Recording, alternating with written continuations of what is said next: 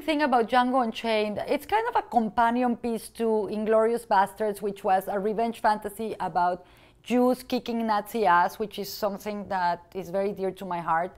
In this case, it's a black slave played by Jamie Foxx, kicking white people in the South.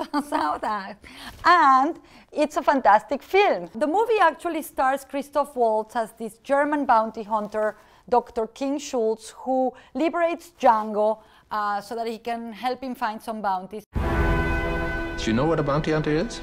You kill people, and they give you a reward. Better they are, bigger the reward. I believe that Christoph Waltz should be in every Tarantino movie. In fact, he's an actor that should be in every movie ever because he's such an impish, fantastic, charismatic, and charming actor. You silver-tongued devil, you. It's based on a blaxploitation film called Django, and it is an homage to spaghetti westerns. So through these kinds of really stylized, cheesy movie genres like spaghetti westerns and blaxploitation films, Tarantino has enough ironic distance to really show slavery as it was the most depraved, abject, horrifying, humiliating, systematic torture of human beings. And he does it in a way that I think is more sincere than any other movie that I've ever seen deal with it in the United States.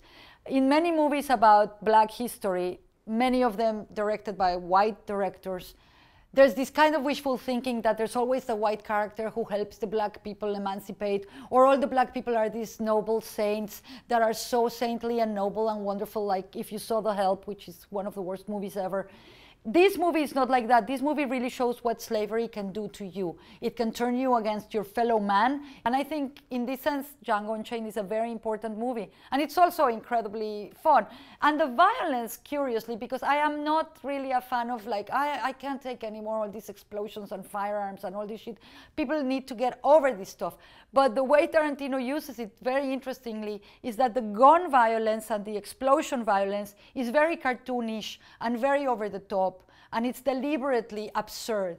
But the violence of the slavery is actually very disturbing. The other thing that is interesting about this film is that it is about how slavery has been portrayed, or how black people have been portrayed in movies in Hollywood through, you know, from the very beginning. And that's where Samuel Jackson comes in, and his magnificent performance as Stephen the House Negro.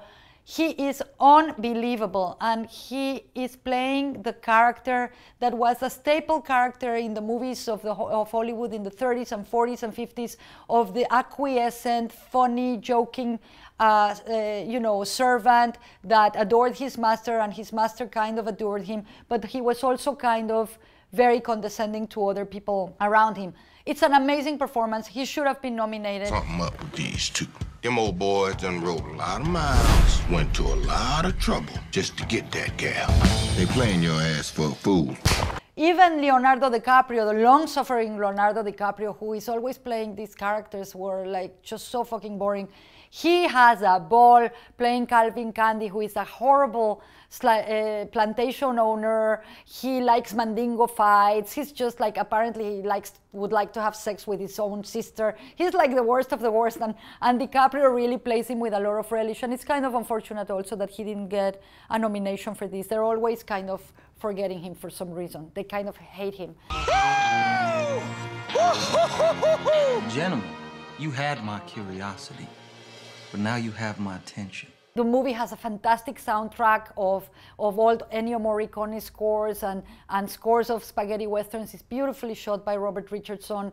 And it's, I think, the most realized, the most focused and realized of Tarantino's movies. It's a great movie. And I'm glad that it's out there in the best movies of the year.